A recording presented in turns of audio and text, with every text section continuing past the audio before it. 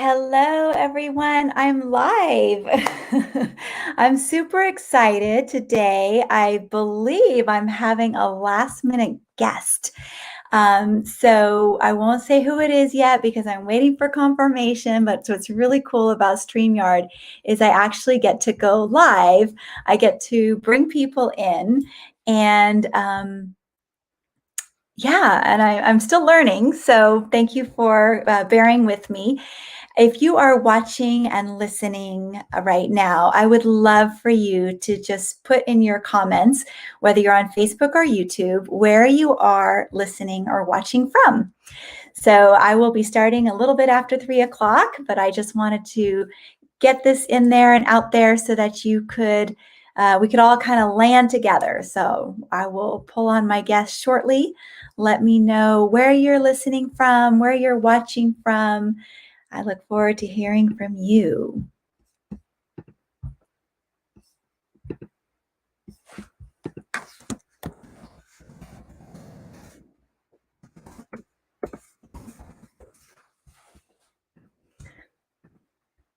And I know that one of the things that I was hoping to talk about today are happies, but I'm waiting for my guest, and so you'll just have to wait with me. And but while I'm waiting, I guess I'll describe to you the happies. I've been doing a training this week with women, and I'm super excited. We had our first training yesterday, another one today, another one tomorrow, and then we're doing a 2-hour visioning tomorrow, Saturday, excuse me. And so I would love to tell you more about it. And I'm just kind of double checking. Okay, I think I'll be right back. I'll be right back. I'm gonna see if I did something wrong. Let me. Oh no, I guess I'll stay here until I can figure out what else is happening. Anyways, so whoever's watching me, you're so super patient. Thank you. I see that somebody's watching, so I'm just gonna. Misha Safran, joy and resilience coach, and I'm joyful and I have resilience, and technology is not going to pull me down. So, what I would love to do is tell you while we're waiting for my guest.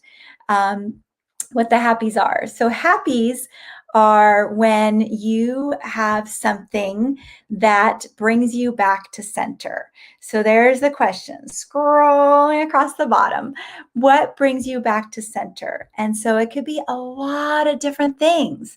It could be watching a movie, listening to comedy, calling a friend, going and brushing your teeth to kind of just it could be sitting in quiet and meditating. It could be walking out in nature. It could be singing a song. It could be dancing in your living room. It could be lots of things. If you have other things that you consider to be a happy, which is what brings you to center, put it in the comments. I would love to see anything you have to share. So go ahead and post your comments, and I'll look forward to reading them.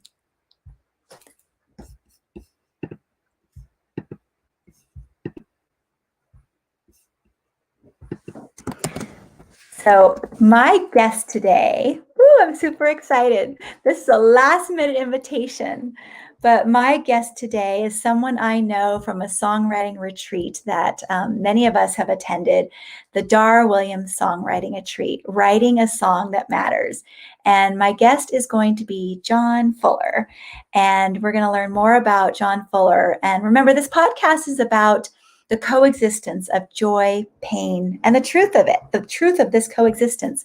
And so I asked Jon Fuller if he would be willing to come on and talk about his experience with music and all that entails. So we're all musicians, and I'm looking forward to pulling him into the studio if I've done this right. I don't know if I've even done this right. So we'll see when he logs on if I get notification that he's here so I can introduce you to him. But we shall see if I'm savvy or not. I'm really learning a lot here on how to do this. So will I get notification? And if you've done StreamYard before, if you know how this works, feel free to put comments in of like, yeah, Misha, you're doing the right thing. Or no, Misha, you probably need to stop recording and go back out because I'm not sure. But anyways, I'm looking forward to seeing your comments, what you might feel are things that certainly bring you back to center. Cooking. I loved making dinner last night. I ended up making falafels from scratch and I prepared a nice dinner for my family. And yeah, what else? What else brings you back to center? Some people said doing the dishes, that they meditate while doing the dishes. I don't always meditate while doing the dishes. I will say that, but that works for some people. What else? What else brings you back to center? Very curious to hear what you have to say.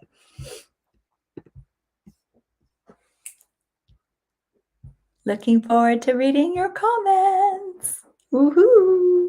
And if you're watching the replay or you're listening to this on my Podbean channel, you can also add your comments or send me a message because I would love to hear from you. And I would love to invite you to create about 100 happies between now and next week. See if you can do that and how that feels to you. Because one of the things I recommend is that you take this list of happies, as I call them, and put them on the fridge or put them on a mirror or fold them up and put it in your pocket or put it on your Google Drive. So wherever you take your device, you can look at it and be reminded that when you're not feeling centered, you can go to those things. You try one thing. Does it work? No, maybe not. Okay, try another thing. Okay, try another thing. So I really encourage you to have a visible, tangible list of things you can do to bring you back to center. So just waiting a few more minutes. Let's see. I might have totally messed this up, but I don't care. Imperfection is beautiful. And yes, being in the forest brings you back to center. Thank you, Facebook commenter. I love being out in nature. Absolutely love it. And today's a beautiful day. And have I been outside yet? No, but I need to. So what brings you back to center? Thank you for commenting. I appreciate that. And still learning how to do this thing. So wonder if I'm going to pull myself out for a second. Don't disappear.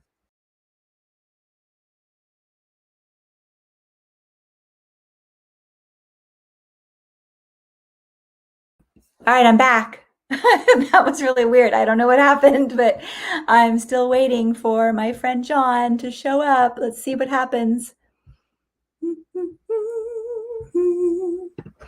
Da, da, da, da, da, da, da. Singing brings me back to center. I don't do it often enough. I need to do more of it. I love singing and I write my own music. And yeah, maybe I'll sing a little impromptu song while we're waiting for Jon. Out there in the sky, I see tree branches and birds flying by me. Outside in the sky, I see little clouds. Oh, he's here. Okay, hold on. I'm going to invite him. Okay, Jon Fuller. Jon Fuller, I'm going to add you. It's working. I think it's working. Jon! Oh, fantastic. It worked. Hello. Oh, Hello, I'm super hello. excited. Oh, thanks for having me. Wow, thanks for being a last minute guest. I was just telling everybody. So we're totally streaming live right now into my YouTube channel, into my Facebook, and into my private Facebook group called My goodness. Authentic and Wholehearted Joy. You are almost famous at this point. Ready? Doing your little signature to Jon Fuller. Oh, there we go. So I was telling everybody that so my podcast is called Coexistence, Joy, Pain, and Truth. And I told them I'm super excited because somebody from my music world is here to talk about the joys and pains of music and how that coexists. Yes. And it can be totally spontaneous, as we are doing, because imperfection is actually more beautiful to me than perfection. Amen. How do you feel? Yeah? Okay, good. All right. You feel yes. Okay, you got that. Okay, cool. So what I would love is just to let you speak and talk about music and what it's brought to you, what kind of trials and tribulations you've had with it. And maybe I'll interject here and there. And then I invite our comments from our listeners and our viewers. I have a scrolling. Can you see that, Jon? The scrolling message? I can. Yes. The what brings you back to center? Yeah, so you can answer it that way, or you can just tell us. First of all, give us a little bio. Who are you? Oh, goodness. All right. My name is Jon Fuller. I'm a musician, singer, songwriter, storyteller, teacher, hopefully decent human being, good friend if I Hopefully. can. These days, it's all you can hope for, right? Yeah, yeah. um, Goodness. I started playing the piano when I was very, very small. Begged my parents for lessons, and they were the opposite of stage parents in that they said, you can have lessons once you can prove to us that you can sit still for a half hour. Oh no, that's really hard for a little boy. Which, you know what though, like it was a really good incentive. Oh, okay. Uh, and it also, I'm sure, made my teacher way happier because she Yes. wasn't having to deal with that. Um, and I've been putting out records for a while. First album came out, goodness, 12 years ago. Wow. While I was still in school, and working on a new one now, which is really exciting. And yeah, music is the thing that brings me back to center, actually. That's kind of amazing that I keep seeing that scrolling at the bottom, because particularly in the past year, as so many structures have kind of crumbled, Mhm. music and making music on my own terms is the thing that's kept me sane. I've Mhm. been joking, because as my day job, I was a music teacher in a school. And Okay. so I've been joking that I've been pushed into early retirement, because it turns out that, teaching choruses and, elementary music during a respiratory pandemic doesn't happen. No, for a um, lot of reasons. Lots and lots of reasons. And like, again, I am grateful that I have a roof over my head and, a loving, supportive partner and all of that. But it's been an interesting thing to watch the things that I had been doing to stay afloat sort of one by one be Mm. taken away from me. And it's it's been tough. Of course, it's tough for everybody. And again, like, I have a home, I have food. I'm grateful for all the things that I still have, Yeah. And what also has been interesting is that I've been able to sort of pivot and decide what is important Mhm. Mhm. through all of this. And the hustle just no longer matters. Mhm. Mhm. And again, that's something that is coming very much from a place of privilege. Mhm. But I have figured out that, what I want to do is use whatever gifts that I have, whatever time that I have to serve. And that hustle doesn't really serve anybody but myself. Mhm. Mhm. So that's been an interesting sort of thing. And, coming at it from this new record, I'm just kind of playing it by my own rules. I'm not Mhm. following what I think should be happening. And I'm in Los Angeles, which is, a fabulous city, but a very mercenary city when it comes to music. Mm. Um, and there is a lot of, we will make music that makes money, which Mhm. is cool. I think that there's a lot of stuff to be learned from that and from the craft of that, but there isn't an awful lot of joy in the process, I've learned. Mhm. So, these days it's all about joy. It's all about taking walks and connecting with people through screens as much as we can. And Yeah. hopefully, in the next few months, being able to be in a place where it is safe to be with people in the same room again, breathing the same air, as novel a concept as that sounds. Well, and I mean, I think I'll have to say, just before the pandemic started, I was actually finally getting the courage to go out to open mics Oh my and goodness, that's play awesome. and to really, and I even for my own birthday in February, I had my first very own solo gig. And So and cool. and then like what, 3 weeks later, we're in shutdown. And so I can't wait to, and Zoom is not always the best place to play your music. No, it feels like you're screaming into the void a lot of the time. Yeah, yeah. Well, that, and also just because it doesn't always sound great. I mean, I did get a microphone, I did get a sound box, and setting it up, I don't always do it. But it's like we think about like how much joy music gives us, Yes. and so many people have gotten very creative in the way they've been able to actually put their music out there. In fact, I participated in the Oakland Interfaith Gospel Choir's Oh, conference last weekend, and we're putting together a world. Terrence Kelly, the director, actually wrote a song. I can't stop singing. I can't stop singing your praise. I can't remember now. But anyways, but there are people from all over the world that we're doing our clips and submitting them for them to become a world choir project. oh, that's so And it's cool. so I think about how painful it was not to have music. And now, over a year's time, people have gotten very, very creative. And I don't want it to always be like that. I really want to go back to the outdoor world or in cafes and whatever else. I'll pull my guitar out in the park and start playing if I have to. And I love the fact that you mentioned this notion of privilege and that you're aware of that. And, that you also want to use your time to serve and be of service. And a lot of people that I've spoken to who are of disenfranchised communities have really appreciated those who have the extra time to give music, to give love, to give food, to give money, to give, and so I do see music as a pathway to joy and bringing people back to center. So I'm glad that you mentioned that. And I'd love to know more about your albums. So like, what are their names? Where can people buy them? Like, let's tell people Sure. about them. Yeah, so it's on all the the streaming services and all of that. I have boxes of CDs because I am a child of physical media. I love them.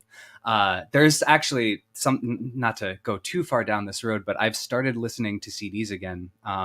That's sort of been my pandemic project, apart from whatever else, but the consumerist pandemic project, Yes. because CDs are dirt cheap and CD players only do one thing.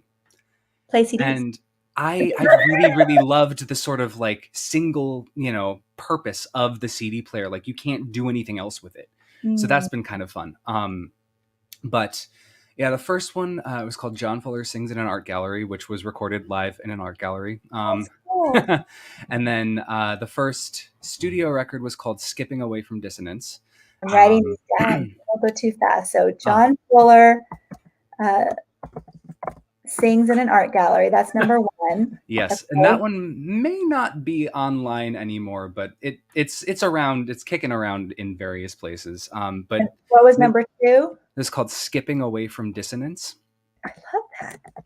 That was a title that a music professor in college, actually, we were taking a counterpoint class, and Uh-huh. he was very stolid and staid in that sort of like 70-year-old music professor way, and he goes, "And you should never skip away from dissonance." And I went, "Oh, Can I that's use the that? album title." And Yeah. I sat on it for like 4 years, and Wow. that was the title. And then the most recent one was called "The Art of Denial."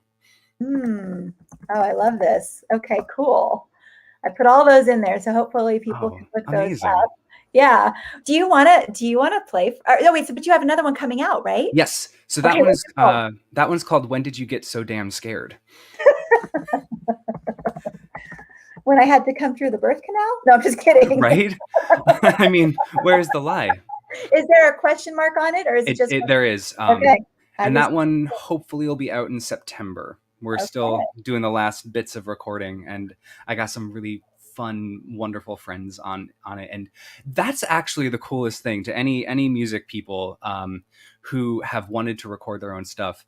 Now is the time, because any musician worth their salt, it's like studio musicians, session musicians, any of them have put together phenomenal home recording setups. Oh wow. So the drummer that I'm working with is a guy named Derek Swink, who is just so talented, and he records everything in his house in Denver. I'm not even there, and he kind of sends me back a few takes, and it's been the easiest process in the world, and it's way better for the budget because you don't have to spend all that money renting a studio space, which is tricky because I love studios and I want them to exist. But Right. right Right. now, if you are someone who is excited about perhaps putting together like a band arrangement for a record, now's the time. Mhm. Because budget it's so much easier than it has been. So that's Yeah. my little plug for that. Yeah. No, that's great. I think it's hard. It's a real fine line. It's hard. Like we want to make things happen, and yet we also don't want the mom and pops to die down. We want their businesses to get supported. So it's like, how do we juggle? How do we Right. balance? Yeah. Right. Yeah, totally. Though a lot of the smaller studios are also doing sort of freelance like mixing services. Oh, okay. So that's actually how that's going to happen. Another friend of mine, Chris Connors, who is just so kind and generous with his information, which is not always the case in the music industry. Sometimes we like to guard our secrets, but he's someone who believes that the world is better when people, share their knowledge. So I agree with that. Yes, generosity equals he's good. generosity. Everybody look him up. Everybody, work with him. He's the best. Oh, how Anyhow, wonderful. Wonderful. So when we first started talking, okay, I think we got totally sidetracked, but you said that you've been interested in music since you were little, and your parents said, okay, we'll get you piano lessons when you can sit for 30 minutes. yes. And then what? So I was able to do that. That was a really good carrot, started lessons when I was 4. Was, Wow. I guess a little bit of a freak of nature. Like, like how some people just have a fluency in something that's innate. Mine happens to be music, Wow. and I think some people have that fluency in learning languages or, accounting, or, I think I am terrible at accounting. But that's not my forte either. Piano Languages, yes. exactly. And music just happens to be mine. And so I kind of went down this road. When I was about 15, I had to decide whether or not to go, not pro necessarily classical piano, but like to go down that road of like the pre-college programs and the conservatory auditions. And I said, oh, I'm 15. I want to like learn how to drive and go to high school. So I did that, and I quit piano. And it was the right choice. I think part of me was sad, of course, but it was the right choice. I discovered musical theater around then and found out that I loved, being a part of that world. I was in college very, very hesitant to be a music major because I wanted to, prove that I could do anything else. And I was a music major eventually, declared 3 different things, as you do when you go to a 7 sisters school. But I ended up finally, landing in music. And it was like, the way that I always described it was, it felt like what J.K. Rowling described Harry Potter doing his homework for the first time feeling like, where all of a sudden it was just so exciting. And the homework was not always fun, but it was like, oh, this is the work that I'm supposed to be doing. So I remember, like sitting in the library, just like scrawling out, chord progressions and being like, oh, this is my wizardry. Okay, you got it. Love it. And, after that, adulthood has been a wild roller coaster ride, as you do. Worked at a PR firm for a while, worked at a kids clothing store in Brooklyn for a while, the huge. But the furthest, and I think that's been the biggest lesson, the further I've tried to run from doing music, the worse it gets. And I've tried a lot because it's, it's one of those things that's not particularly useful.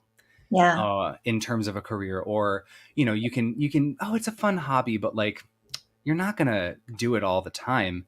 And every time I've done it, things have just gone south every time. It's almost funny at this point. And even this past year when things did go south, I was like, all right, so I'm going to, like look for other jobs in these areas and look for things over here, and everything fell apart. And so like 4 months ago, when I was like, okay, I guess I'm doing another record, then everything started working again. It's like, all right, fine. I get it. I'm going to stop resisting this and just enjoy the ride and see what happens. And I really am so glad you brought that up, because I think there is definitely, I don't know about other cultures, but in this American culture, the sense of urgency and controlling that yes. kind of overcomes. And then, things don't really work out.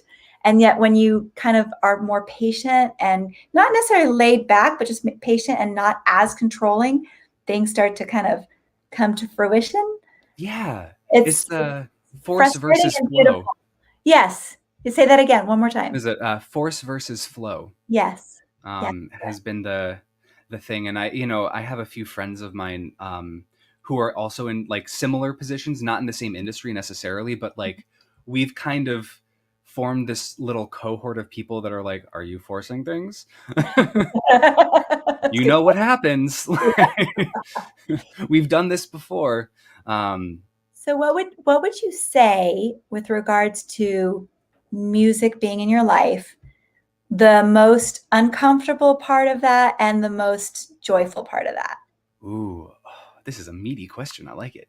Yeah, and you take your time to answer. You don't have to like, sometimes my guests cry a little bit. So if you feel like you need to, no, I'm just kidding. I'll see what I can do. A little weepy and vulnerable. No, I'm just Single kidding. tear. The most uncomfortable part about music to me is that it is seen, I think it's both undervalued and overvalued. Mm-hmm. In that, it is seen as this thing that only the elect can do at this point. And that's just not how I operate. I think it's like breathing for humans. Mm-hmm. I think it's something that we just do, and it's no different than a language. It is a language, and It is a language. Yes. when I have students, that's what we talk about.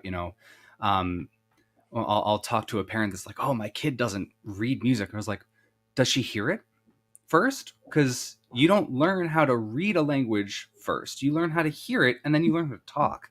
Mm-hmm.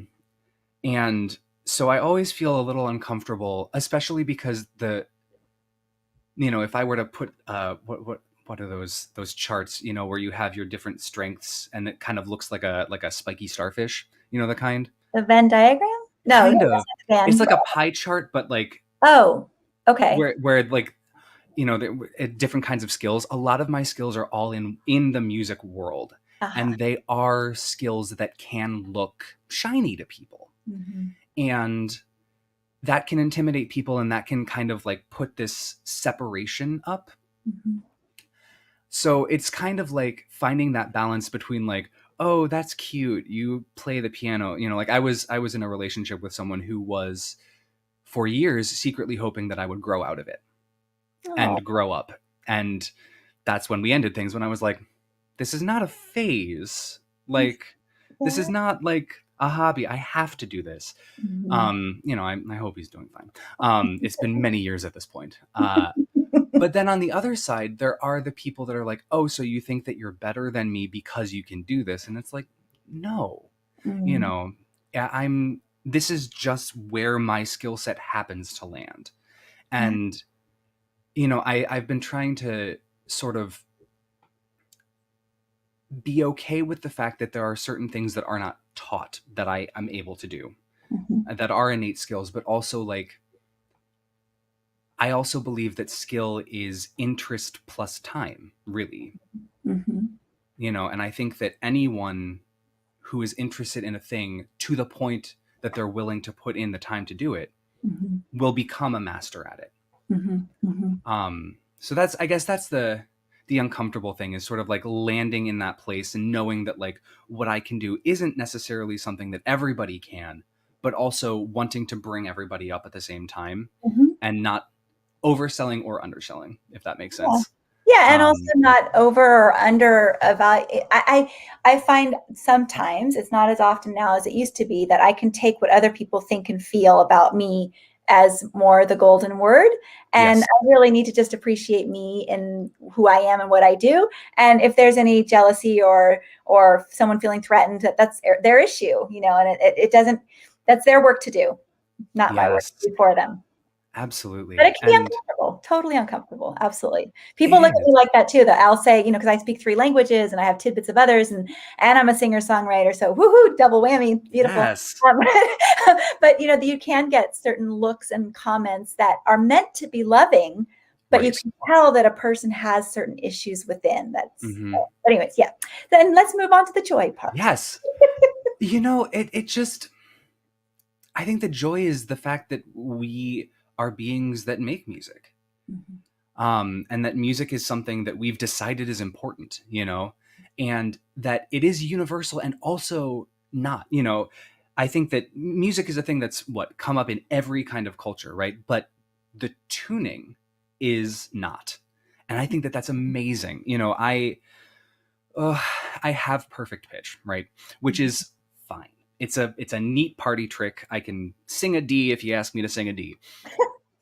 But like that doesn't matter in the Carnatic scale, you know?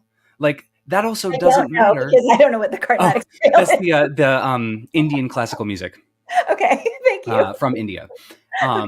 You know, where and the Carnatic scale has all like quarter tones and also like, you know, A as 440. My ear is really good at hearing, but if you go to every different church in Germany, every organ is tuned to a different pitch because Hmm. it wasn't until like I think the 1880s that they decided that 440 hertz was, you know, A.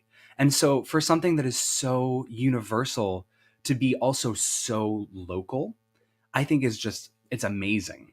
Hmm. Um and yeah, and just every so often I kind of look down and I go, my hands can do this thing on a keyboard, you know, and I can never be bored. And my eyes can look at a, you know, a piece of paper or a screen that has all these weird scrawlings and dots and dashes on it, and it can make something out of that code that other people can hear and enjoy. That's also nuts. That's so cool. You That's so know, cool. so every so often I can kind of like zoom out and like think about the absurdity of it and go, okay, this is really cool. And Yeah. it's essential. Like it's beyond necessary. You know, I think it's essential in that it is an essence of humanity. Mhm. Yeah. And we've spent so much time trying to codify it, you know, going from oral, you know, learning to the fact that like I can read something and then transmit it still just blows my mind. So that's the joy, I think. That's beautiful. That's beautiful. Now, would you be interested? I know I didn't set you up for this beforehand, but would you like to play something for us? Sure. Awesome. I got the keyboard right here actually. Let's see. Yay. Well, Well, then we can't see you so much. Yeah, you'll we you'll can you'll see you. trust me. Yeah. I'll trust you that it's a keyboard and that you're really playing. Yes. Awesome. I'm How is the sound?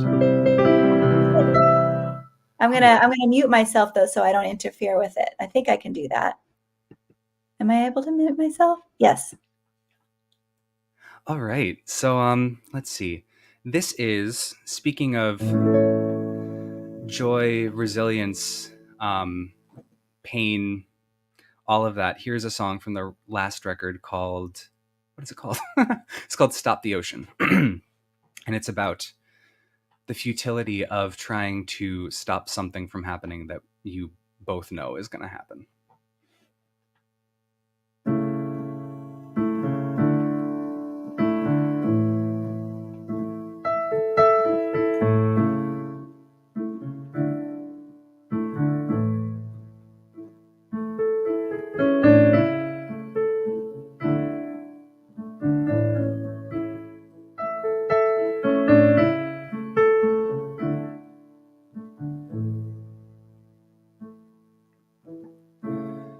There's a lighthouse on that cliff top there, built too high to be seen. 'Cause every time the fog rolls in, the clouds obscure the beam.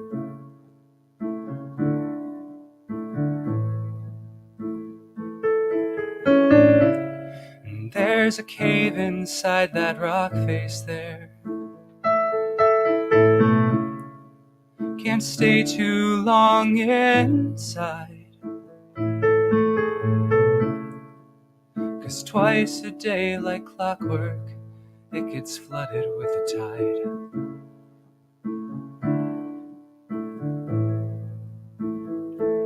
No matter how you try, you can't stop the ocean. It can't hear you cry. It won't keep you from drowning. And now you and I are caught in a riptide. Just you and I.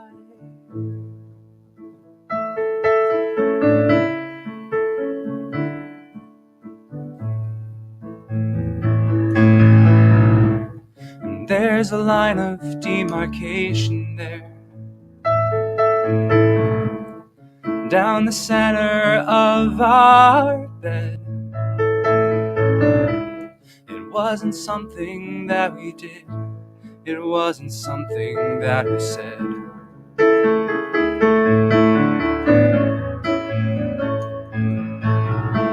And there's a restlessness in my heart there that I just can't keep still. I never could explain it, and I guess I never will.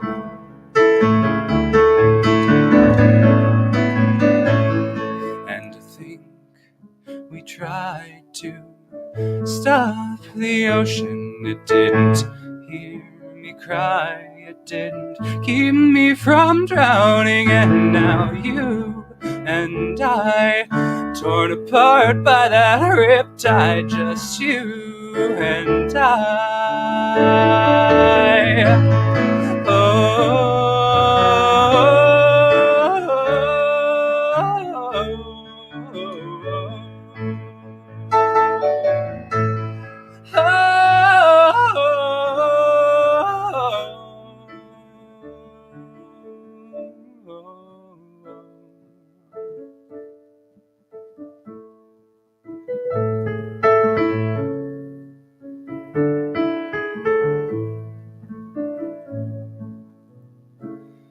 There's a star on the horizon there that I've never seen before. And if we keep it in our sights, maybe we'll make it back to shore.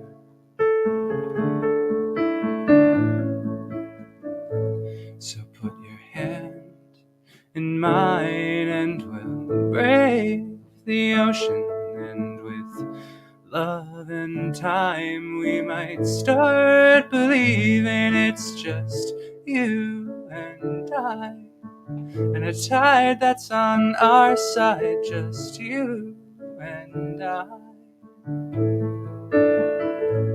It's just you and I.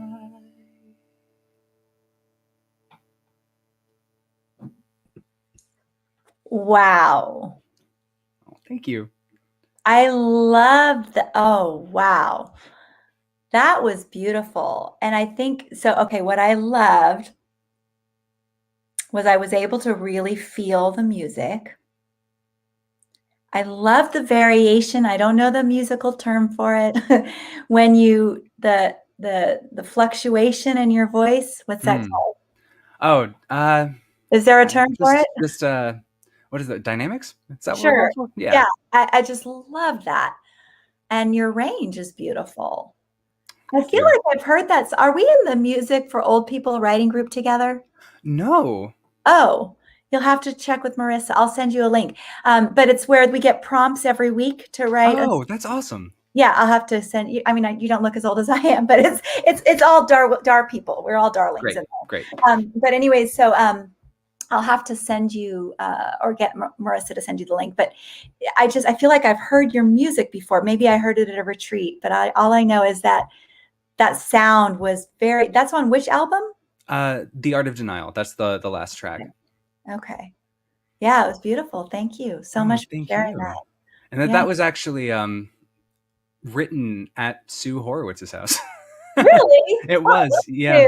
Aw, I missed you. So yeah, the music for that had been just like bouncing around for years, and I went to one of her weekends, and I could not play the guitar at all, so I like kind of scratched at it, and on the bus ride back, the whole story came out and was like, okay, there we go. Yeah, yeah, I love that. I might have to tease some of that dynamic piece out because I tend to just kind of keep it like I have a few songs that I've done some, stuff too, but yeah. But I don't play piano and I'm just barely play guitar, but it doesn't matter. It gives me a lot of joy to do whatever Exactly. I do. Exactly. And the more people that are writing songs, the better, I think. Yeah, It's such absolutely. a specific form of expression, Yeah. and it's like taking a little like globe of yourself and just kind of putting it out into the world, and it's like nothing else, really. Yep, absolutely. John, I'm so grateful that you were able to be so spontaneous today. You as well. This Me. was awesome.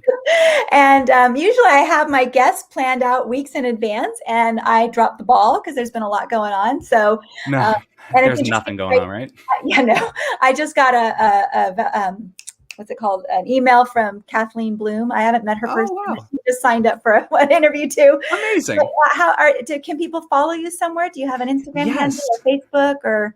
Yeah, I'm on everywhere. Well, everywhere except for Facebook now, because I got off Facebook for a while and then realized that's kind of where music still is. So Jon Fuller Music, everywhere except for Facebook, where it's Jon Fuller Sounds. Okay, so Jon Fuller Music. So I would do the @ sign or hashtag At sign, yeah. So that Jon would Fuller be, Music. and then johnfullermusic.com is the website. But yeah, Okay. YouTube, Instagram. I don't do TikTok because I'm not 17. And Hey, no don't shame. knock it. Don't knock Oh, it. My 22-year-old said, "Mom, you need to do TikTok." So I did. I made one, maybe two videos. I like what it is, but the algorithm was weird to me and started showing me videos that I was really not into. Yeah, I don't really watch videos. I just do. Maybe I'll have to be less crotchety then. Great. Well, so I put it in the chat for people who will see it, and I'll actually put it in the description of my post later. And I usually add a description to the YouTube video and everything. But Jon Fuller, everybody, his albums. We have Jon Fuller Sings in an Art Gallery, Skipping Away from Dissonance, excuse me, The Art of Denial, and then an album coming out in the next few months. Did you get? When did you get so damn scared? And if you'd like to follow John, you've got @ Jon Fuller Music or johnfullermusic.com. And what was the Facebook one? Jon Fuller Sounds. Jon Fuller Sounds. That's for Facebook. Sweet. Thank Awesome. you. All right, Thanks for having me, everybody. And then if you have any last words you want to give to the audience or people listening, or thanks for taking the time. This is such a cool thing to be able to just hop on and do stuff like this. So, and thank you for putting this together. Really very cool. Absolutely. I was thrilled. I was like, John said yes. Sometimes the internet's a force for good. That's right. All right, everybody listening, thank you so much. Join me next week on the Coexistence, Joy, Pain, and Truth podcast with Misha Safran, Joy and Resilience Coach. And looking forward to our next podcast. Have a wonderful week, everybody.